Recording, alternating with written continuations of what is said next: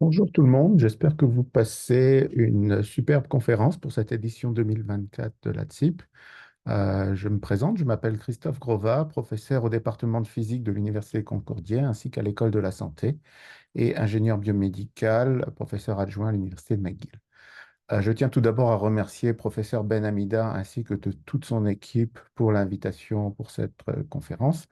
Je n'ai malheureusement pas pu me joindre parmi vous en présentiel, donc je vais faire cette présentation en virtuel et je serai là pour répondre à vos questions tout à l'heure. Donc aujourd'hui, je vais parler de localisation de source à partir de signaux enregistrés sur la surface du scalp à l'aide d'électro ou de magnétoencéphalographie. Et donc, dont le but est de retrouver les générateurs sous-jacents qui ont généré ces activités mesurées sur la surface du scalp à l'aide d'une technique qu'on appelle le maximum d'entropie sur la moyenne. Voilà notre programme pour aujourd'hui. Nous allons parler de localisation de sources et de méthodes qui sont sensibles à l'extension spatiale des générateurs sous-jacents, de validation, notamment à l'aide d'EEG intracrânien, donc de mesures in situ dans le contexte de patients atteints de la maladie de l'épilepsie. Et enfin, qu'est-ce qu'on peut faire lorsqu'on ne détecte pas de décharge épileptique, donc de localisation de source de l'activité au repos, resting state activity. Donc, je commence par ces données-là qui sont des données d'épilepsie. Donc ici, on a des données d'EEG de scalp, à peu près une soixantaine d'électrodes. Et donc, on ne parle pas ici de crise d'épilepsie, mais de pointe intercritique. Donc, ce sont ces décharges-là qui durent à peu près 200 millisecondes, qui sont des décharges spontanées et typiques qui ont pour origine les mêmes régions que les régions qui vont générer les crises d'épilepsie. L'avantage de ces signaux, c'est qu'ils sont de forte amplitude, bon rapport signal sur bruit, et ils localisent le foyer épileptique, donc la zone d'où probablement partira la crise d'épilepsie. On est dans un contexte pré-chirurgical, c'est-à-dire pour un certain pourcentage de patients atteints d'épilepsie qui ne réagissent pas aux médicaments. La seule issue, c'est la chirurgie, c'est-à-dire localiser le foyer épileptique et, quand les conditions le permettent, faire la résection de ce foyer pour guérir de la maladie.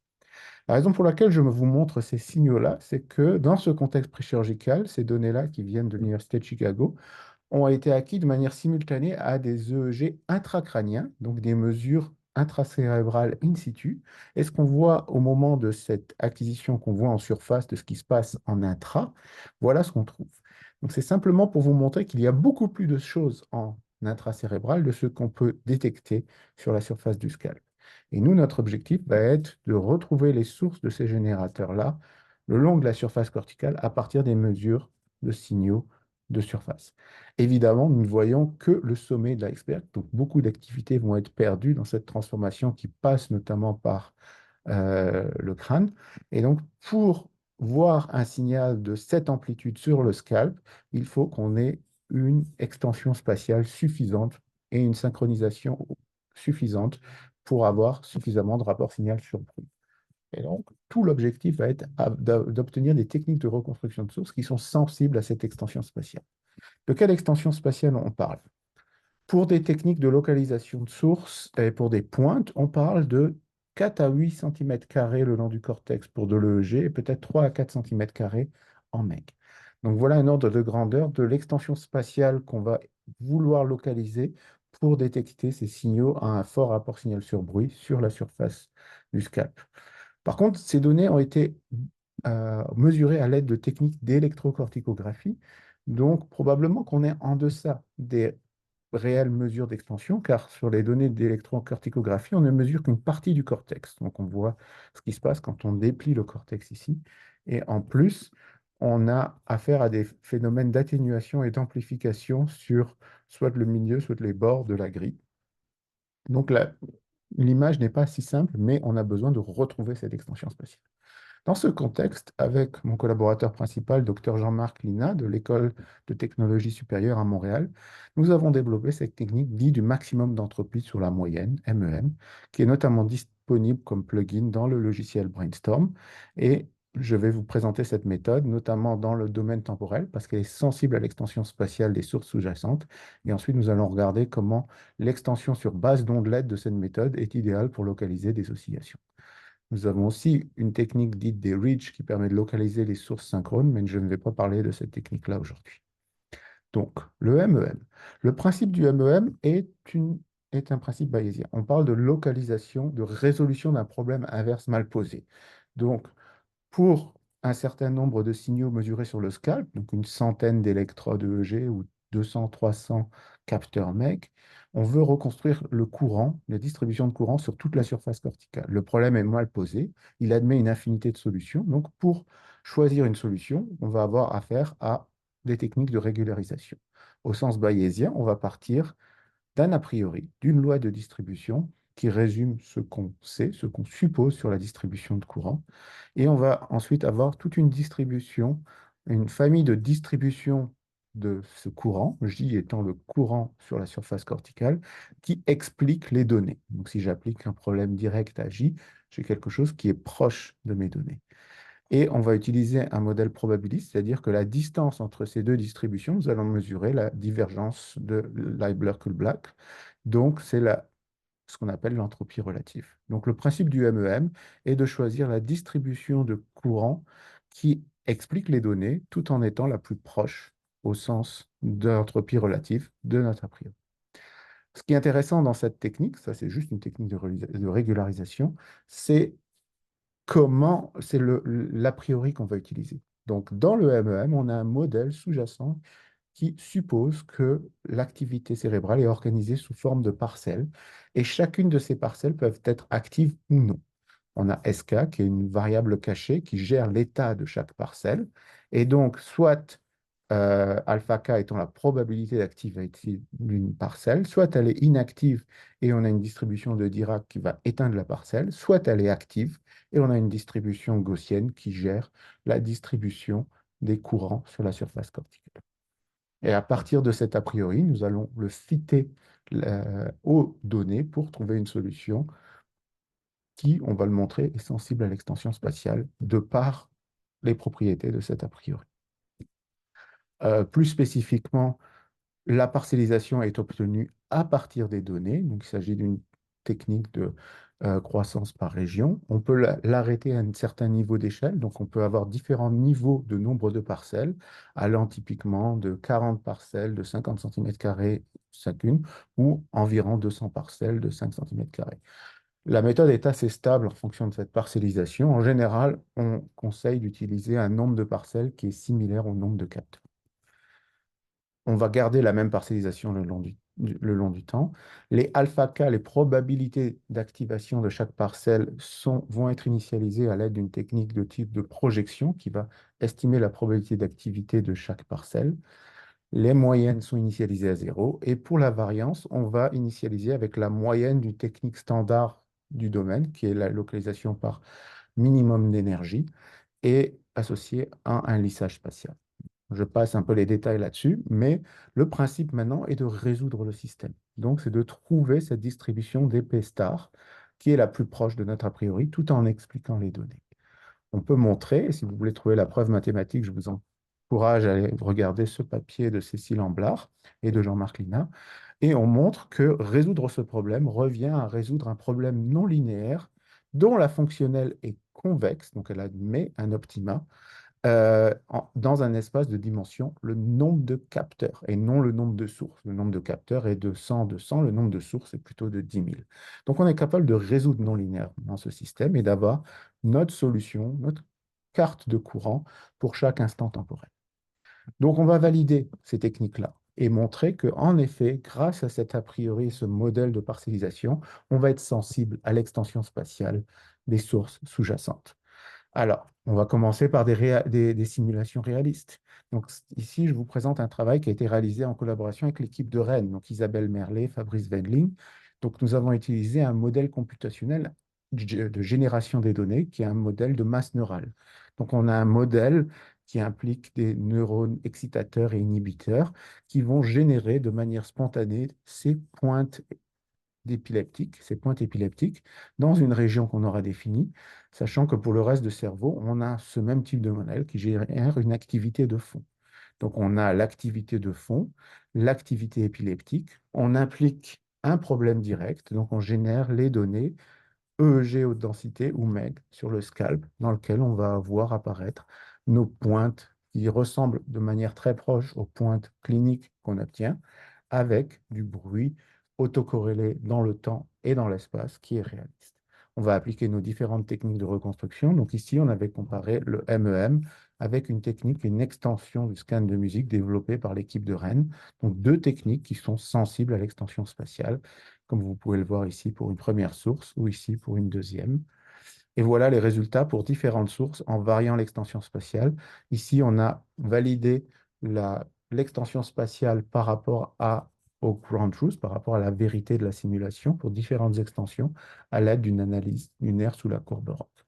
Donc, on a deux méthodes assez sensibles. La méthode MEM fonctionne bien pour détecter différentes sources à différentes extensions spatiales.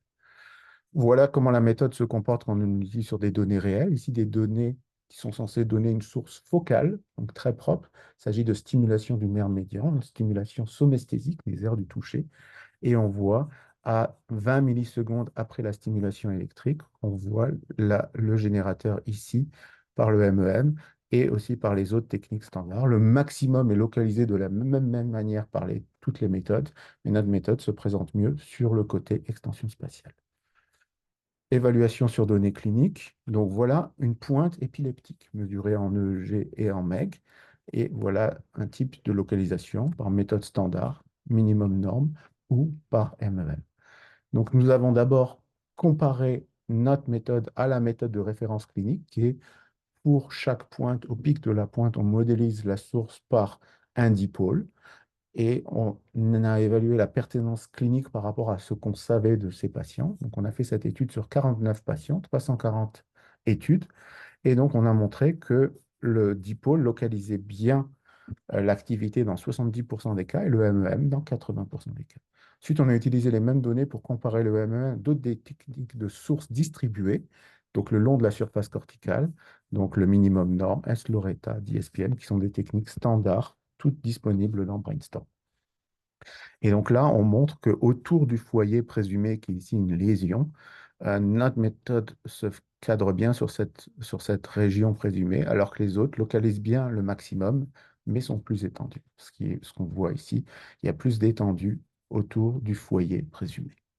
Et voilà juste pour vous donner une idée d'à quel point cette technique est propre, c'est-à-dire qu'on voit ici des localisations pour une dizaine de sujets non seuillés, donc on a un très beau contraste qui semble représenter l'extension spatiale du générateur sous-jacent. Donc on a voulu aller plus loin dans cette validation. Est-ce qu'on mesure vraiment cette extension spatiale? Donc pour ça, on a utilisé une mesure qu'on utilise dans le cadre préchirurgical en épilepsie, qui est l'EEG intracrânien. Et on va voir comment on peut comparer les choses. Donc, c'est ce papier-là qui a été publié dans la revue Neurologie. Donc, ce qu'on a fait, c'est qu'on a utilisé des patients pour lesquels on a acquis des données EEG et MEG simultanées. On a fait autre chose. On a aussi acquis des données EEG avec de l'IRM fonctionnel en simultané. Cette fois-ci, c'est pour regarder quand on détecte ces pointes épileptiques, on va regarder est-ce qu'on va retrouver une réponse hémodynamique, donc un afflux sanguin localement pour apporter de l'énergie à ces régions qui sont actives au moment de ces décharges épileptiques.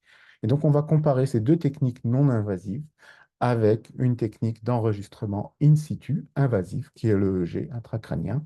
Donc, en général, on implante jusqu'à une dizaine d'électrodes de ce type-là chez les patients en fonction de certaines hypothèses cliniques et on va avoir accès à ces mesures-là. Donc, on va faire cette comparaison. Nous avons sélectionné 17 patients qui ont eu ces trois types d'acquisition. Donc, on va utiliser la localisation EEG-MEG comme je vous l'ai présenté et on va aussi regarder la réponse BOLT, IRM fonctionnelle, associée à ces pointes, donc la réponse hémodynamique, et on va corréler tout cela à ce qui va être notre vérité terrain, en tout cas là où on la mesure, c'est-à-dire là où on a des EEG intracrâniens qui font la mesure in situ. Donc notre neurologue épileptologue Shifaou Abdallah a marqué la zone de départ des crises, seizure onset zone, ainsi que la zone irritative, la zone où sont générées ces pointes épileptiques sur chacun des plots SEEG. Et on va pouvoir comparer nos données non invasives, localisation de source EEG, MEG, IRMF, avec cette vérité terrain. Donc, comment nous allons faire cela? EEG-RMF, très rapidement, le principe, c'est on enregistre un signal EEG dans le scanner. Quand on détecte une pointe épileptique, on met un marqueur et on va regarder la réponse hémodynamique associée à ces pointes spontanées. Donc, on ne fait pas de task. La tâche est générée par le cerveau du patient qui génère cette activité épileptique. Le problème, c'est que mesurer un signal électrique EEG dans un scanner, c'est très bruité, parce qu'à chaque mouvement, on va avoir d'énormes artefacts, mouvement des gradients ou mouvement de la tête, notamment à chaque pulsation cardiaque. Donc, il faut nettoyer ces signaux-là. Et une fois que les signaux sont nettoyés en EEG, on va pouvoir aller regarder à l'aide d'un modèle, ce qu'on appelle mono-événementiel, la réponse hémodynamique associée à ces pointes. Donc voilà typiquement ce qui a été fait chez un patient où on voit une très belle réponse positive ici dans cette région orbitofrontale et on a une électrode qui a été placée et on voit que le tout début de la pointe épileptique est associé à une forte demande en énergie qui apporte beaucoup de flux sanguin dans cette région. Donc on va s'intéresser à ce qu'on appelle cette spike onset zone qui est la région, le cluster IRMF qui a montré le plus d'activité, le plus de flux sanguin au moment de la ponte. Donc on compare deux choses. On va comparer cette localisation de source en MEG et cette réponse hémodynamique avec notre vérité terrain qui est le EEG intracrânien. Donc comment tout transformer dans l'espace de notre vérité terrain qui est le EEG intracrânien. Alors dans le cadre de l'EEG et la MEG, on a un cadre théorique intéressant parce qu'on passe des données MEG, donc champs magnétiques mesurés sur le scalp, on les a localisés. Donc, on a des courants le long de la surface corticale. Et ce que nous avons fait, c'est que nous avons appliqué un problème direct en EEG intracrânien. Donc, on connaît le lien entre du courant le long de la surface corticale et le potentiel électrique généré sur ces plots qui ont été recalés avec les données préchirurgicales. Donc, on est capable d'estimer des données EEG intracrâniens dites virtuelles qui sont estimées à partir des données MEG. L'avantage, c'est qu'on obtient des données de même unité et c'est la meilleure façon de mesurer en EEG intracrânien ce que voit la MEG et leur correspondance.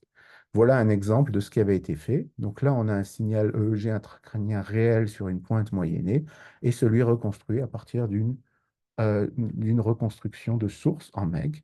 Donc on retrouve les différents plots ici dans cette région orbitofrontale qui correspondent bien, avec d'autres régions où évidemment on fait quelques erreurs. Donc voilà le contexte. Donc, quelle est notre méthodologie pour faire cette comparaison sur nos 17 patients, comme je vous le disais?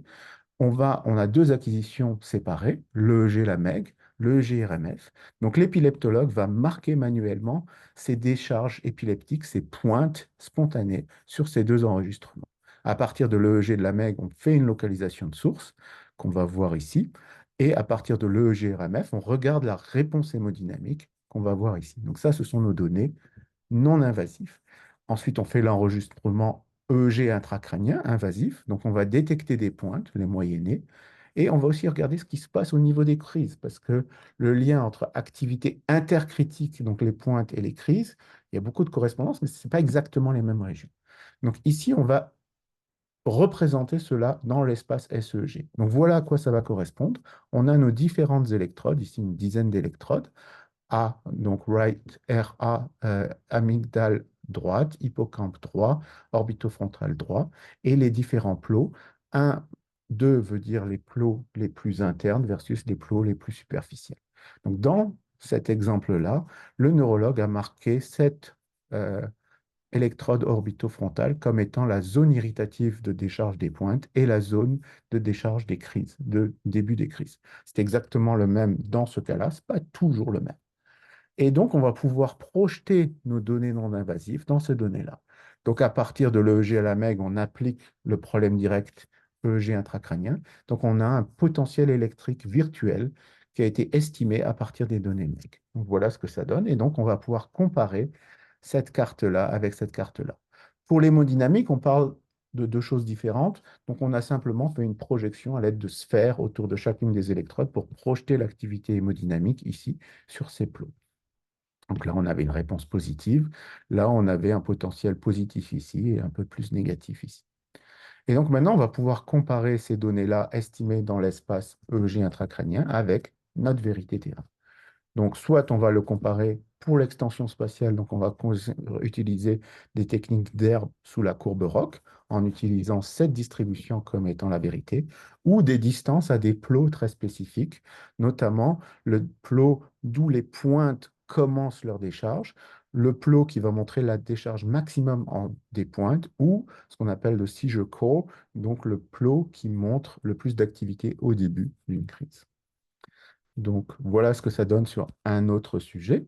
Donc, on a une épilepsie temporopariétale postérieure droite, temporopostérieure ici, la localisation de source EEG en MEG, les données virtuelles estimées dans l'espace EEG intracrânien qu'on voit ici, sachant que la zone irritative étant jaune or ici, donc ici, et la zone de début des crises est plutôt en noir, ici, donc plusieurs électrodes. On a fait la même chose pour l'IRM fonctionnel, on a trouvé un foyer ici, mais qui était une réponse hémodynamique négative, et donc il ne touche pas exactement les mêmes régions que la localisation de source en EEG. Voilà ce que nous donne l'EEG intracrânien. Donc ça, c'est la pointe réelle mesurée, celle qu'on reconstruit en MEG, et la crise. Et donc, lorsqu'on fait les mesures ici, avec l'air sous la courbe ROC, on obtient une très belle concordance ici entre le EEG, la MEG et la zone irritative, et une concordance moyenne entre le EEG-RMF et la Seizure onset zone. Voilà les résultats qu'on a obtenus sur tous nos sujets. Donc ici, on voit l'overlap spatial, le chevauchement spatial en fonction de la zone irritative et en fonction de la distance au maximum. Et on a une belle corrélation. Et ce qu'on a vu, c'est que si on sélectionne les cas où on avait un bel overlap spatial ou un mauvais, on arrivait à sélectionner euh, de manière significative les plots qui étaient le plus proches du plot qui montrant le maximum de la pointe et le maximum de la pointe. En ce qui concerne le GRMF, on a le même lien, mais plus avec la zone de départ des crises et avec ce qu'on appelle le seizure core. Donc, pour résumer ces travaux, on a montré qu'on avait une belle complémentarité entre le EEG, la MEG et, euh, et l'IRMF, que c'était concordant avec le EEG intracrânien et que l'EEG, la MEG, localisait plus la zone irritative, hein, la zone d'où partent les pointes, c'est normal, c'est ce qu'on mesure, alors que l'IRMF mesurait mieux la zone d'où partent les crises d'épilepsie, c'est-à-dire qui consomment le plus d'énergie et qui ont besoin, même si les pointes ne sont pas forcément générées ici, ou vont vite se propager à d'autres régions. Donc voilà pour la localisation. Maintenant, qu'est-ce qu'on peut faire avec des données type des données au repos? Donc, je vais parler maintenant de la deuxième approche, qui est l'approche sur base d'ondelettes de la localisation par MEM. Donc, le principe est assez simple. Pourquoi aller sur des bases d'ondelettes? Parce que l'analyse temps fréquence permet de bien caractériser des composantes oscillatoires périodiques, apériodiques de nos données. Donc, on va faire une analyse en ondelettes discrètes. Donc, ici, par exemple, on a tous nos canaux MEG ou EG et on a une analyse temps fréquence par ondelette discrète de toutes nos données. Et donc, si je prends une boîte du temps fréquence, j'ai une mesure sur tous mes canaux. Je vais appliquer le problème inverse de type MEM pour reconstruire cette boîte dans l'espace des sources. Donc, je reconstruis pour chaque point de la surface quanticale le plan temps-fréquence à l'aide de cette base, sur cette base d'ondelette. Donc, c'est une technique qui est très efficace, qui marche bien, qui est aussi dans Brainstorm. Donc, à titre d'exemple, je vous montre une illustration de comment on peut utiliser cela pour localiser une crise d'épilepsie. Voilà un exemple de crise d'épilepsie qu'on voit en MEG ici, qui commence exactement par ces oscillations ici, ou qu'on voit en EEG ici. Donc, ce qu'on a fait, c'est qu'on a regardé une certaine fenêtre autour du début de cette crise. On a regardé dans le pan en fréquence. On a vu les fréquences principales qui étaient impliquées. Donc, on est allé sur des ondelettes discrètes pour montrer que les fréquences qui nous intéressaient étaient dans ces bandes-là, donc autour de 18-35 Hz notamment. Et sur chacune de ces boîtes d'ondelettes discrètes, on applique le MEM. Donc pour chaque boîte ici, on récupère une source et après on est allé regarder ce qui se passait tout au début de la crise. On s'est rendu compte que ça intéressait essentiellement cette bande de fréquences, donc ces cartes-là. On a moyenné ces cartes-là pour obtenir une carte dite de sigeant de cette zone. Et c'est une technique qui marchait très bien. On a appliqué la même technique. Donc voilà par exemple plusieurs crises qui ont été mesurées chez le même patient. Et on a localisé toutes ces crises. Donc ici, on a le foyer présumé, qui a en fait été une lésion, la localisation des pointes et la localisation de toutes les crises qui sont très reproductibles, comme vous pouvez le voir. Ça, c'est un autre exemple. On avait localisé soit des pointes ou des petites oscillations rapides dans la bande de gamma, et on a montré aussi une très belle concordance. Et là, c'était de l'EEG haute densité. Mais est-ce qu'on peut faire quelque chose quand on n'a pas de pointe? C'est-à-dire quand on ne regarde que l'activité au repos, dite de resting state. Hmm. Donc, la première chose, c'est est-ce qu'on localise correctement des activités de type repos? Donc, et comment on peut voir ça? Et donc, on va se servir d'un autre outil qui a été développé par ma collègue Birgit Frauscher et par Jean Gottman à l'Institut de neurologie de Montréal, qui est un EEG, un atlas de données d'EEG intracrânien physiologique, dans laquelle on a récupéré que des données non épileptiques. Et on va évaluer notre méthode Wavelet-Based MEM pour localiser des sources d'oscillation en MEG par rapport à cet atlas. Donc voilà à quoi ressemble l'atlas. Donc il a été publié en 2018. C'est d'accès libre, donc je vous encourage à le regarder. C'est une mine de données absolument extraordinaire. Donc c'est des données SEEG. Évidemment, chaque patient, on explore une certaine partie du cerveau qui dépend de son épilepsie.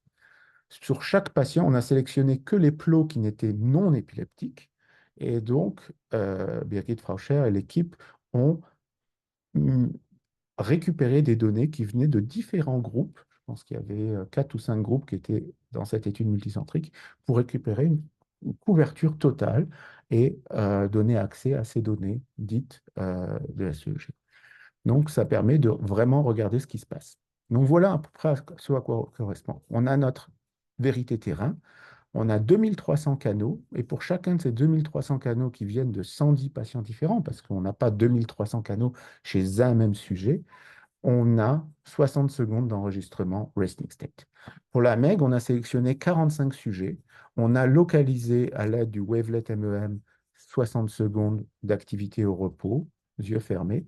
Et je vais appliquer mon problème direct SEEG, comme montré tout à l'heure, pour estimer dans cet espace de l'EEG, de l'atlas EEG intracrânien, mes électrodes virtuelles MEG. Hein.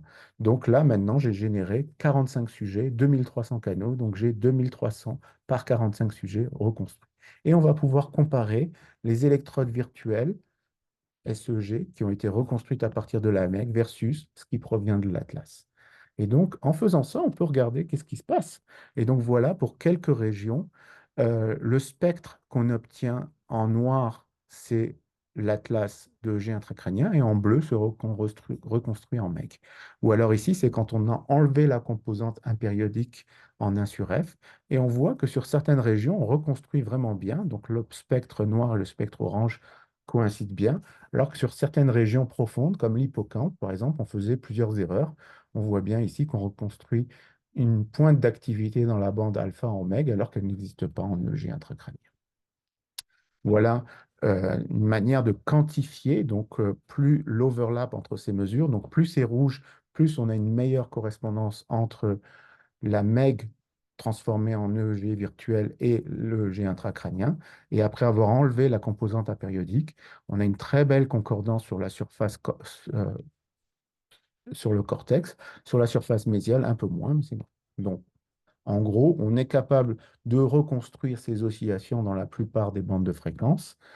Les résultats sont plus comparables avec l'Atlas une fois qu'on a enlevé la composante en 1 sur F. Et on reste relativement biaisé pour les structures profondes où on peut avoir plus de ce qu'on appelle du leakage, des problèmes de conduction volumique. Donc, on va avoir plus de localisation fausse sur les structures profondes que les structures surfaciques. On a trouvé à peu près les mêmes résultats en comparant le wavelet MEM, le minimum norme et le beamform. Juste pour information. On est allé un petit peu plus loin avec cet atlas parce qu'en plus de localiser ces différentes bandes de fréquences, on voulait regarder les réseaux, le lien entre ces différentes régions, ce qu'on appelle la connectivité. Et donc, si je regarde cette couverture de l'atlas au sein de 76 régions, eh ben, chez certains sujets, on avait des électrodes dans 2 régions, dans 3 régions. Donc, on va pouvoir mettre en commun ces données pour mesurer la connectivité. Et évidemment, on ne mesure la connectivité que chez un même sujet, pas entre différents sujets. Donc, on a récupéré 1700 canaux qui donnaient des données dans au moins deux régions. Donc, 1700 canaux où on peut mesurer la connexion. Donc, on couvre à peu près 40% de tout le connectome et on a 60 secondes de données. Et on a fait la même chose à partir des données MEG sur les électrodes virtuelles. Donc là, on a la même chose multipliée par nos 45 sujets, hein. Et on est allé regarder la corrélation d'enveloppe pour certaines amplitudes. Donc là, l'idée, c'est on localise dans une certaine bande de fréquence, comme ici dans la bande alpha, on va appliquer une transformée de Hilbert pour retrouver l'enveloppe de cette oscillation et on va corréler ces enveloppes-là comme étant une métrique de reconstruction de connectivité. On peut l'orthogonaliser pour enlever l'effet zéro lag, l'effet zéro délai, qui est très sensible à la conduction volumique. Donc voilà ce que ça donne. Donc par exemple, si je prends nos données, si je prends cette première région entre le left cuneus et le singulaire moyen, gauche, on avait deux plots provenant du même sujet, plus un sujet, plus un sujet. Donc on avait une distribution assez disparate. Sur nos données MEG, on avait accès à tout. Donc on a fait un rééchantillonnage bootstrap pour avoir le même type de correspondance. Et donc on a fait ça 5000 fois. Et donc dans chacun des cas, on avait un certain nombre de mesures avec le même type de distribution qui n'est pas uniforme, et on a pu faire une corrélation entre le connectome mesuré en EEG intracrânien et le connectome mesuré en MEG après avoir converti les données MEG en EEG intracrânien virtuel. Donc on va pouvoir faire la corrélation spatiale entre ces deux connectomes. Et globalement, si je vous montre ici dans la bande de bêta, on a notre distribution nulle quand on mélange les différentes parcelles. On a une belle corrélation ici autour de 0,6, 0,7, donc une corrélation spatiale entre l'EEG intracrânien et l'EEG intracrânien virtuel mesuré en MEC. Et ici, ce qu'on obtient quand on orthogonalise les données, donc quand on enlève l'effet de conduction volumique. Et voilà, pour différentes bandes de fréquences, on voit qu'après enlever l'effet de la conduction volumique, on a une relativement bonne correspondance, surtout dans les bandes alpha et bêta, hein. Ici, on peut juste voir l'effet de ces différentes corrélations en fonction de la distance. Donc, évidemment, la mesure typique en MEG est très proche quand la distance c'est parce qu'on a beaucoup de problèmes de leakage, de conduction volumique. Donc, il faut l'enlever. Mais ce qu'on voit, c'est que quand on l'enlève, même en EEG intracrânien, on enlève un peu d'informations pertinentes. Donc, on a de l'information corrélée de manière instantanée qu'on risque d'enlever dans ces contextes-là. Et juste une dernière illustration, une illustration clinique de ces travaux-là. Est-ce qu'on peut utiliser ces propriétés de connectivité pour prédire l'issue de la chirurgie? On sait que malheureusement, pour une grosse proportion de ces patients-là, ils vont être opérés, mais ils ne vont pas être libres de crise. Et est-ce qu'on peut trouver des marqueurs qui vont permettre de prédire ça? Et donc là, l'hypothèse, c'est je regarde la connectivité avec le foyer, et si cette connectivité avec le foyer, elle est plutôt focale, je vais pouvoir l'opérer et probablement guérir le patient. Par contre, si la connectivité au repos avec le foyer présumé est de manière très étendue, c'est probablement mauvais signe. Donc, on a généré à partir de ces cartes de corrélation d'enveloppe au repos, on a généré une carte de latéralité. Donc ici, on a le foyer, la région contralatérale, et si cette région est rouge, ça veut dire, cette carte est rouge, ça veut dire qu'on a plus de connectivité avec le foyer qu'avec la région contralatérale. Donc on a un foyer qui se corrèle à très longue distance, même quand il n'y a pas d'activité épileptique et qu'on est au repos, typiquement dans la bande alpha. Alors que quand on est bleu, on a plus de corrélation, de connectivité avec la région contralatérale, donc la région saine. Et en fait, ce qu'on a montré dans cette étude préliminaire sur 12 patients, c'est que la plupart des patients qui ont été guéris, cette carte de latéralité était plutôt bleue, c'est-à-dire plus de connectivité avec la région contralatérale, à part peut-être ce sujet-là, tandis que chez tous les patients qui ne sont pas guéris, on avait une carte plutôt rouge, donc une grosse connectivité avec le foyer. Donc, on est en train d'évaluer sur plus de données si on peut tenir ici un biomarqueur qui nous permettrait de prédire l'issue de la chirurgie ou d'améliorer le traitement chirurgical en fonction de la structure de ces réseaux sous-jacents. Et ce, à l'aide d'une technique qui a été validée pour la reconstruction de sources au repos et pour les mesures de connectivité. Voilà, je vais m'arrêter là.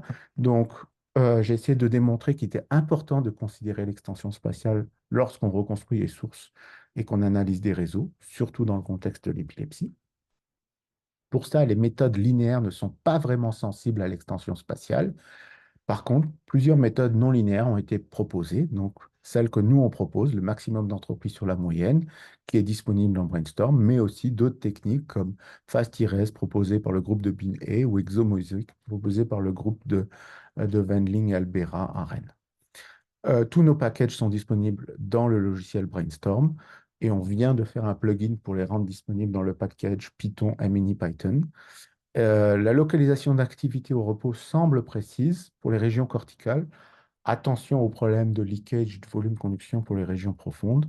Et donc, ça paraît être une approche intéressante pour trouver des biomarqueurs qui permettent de prédire l'issue de la chirurgie. Sur ce, je vais m'arrêter là. Je tiens à remercier toute l'équipe qui a permis ces travaux et je serai disponible pour les questions. Merci de votre attention.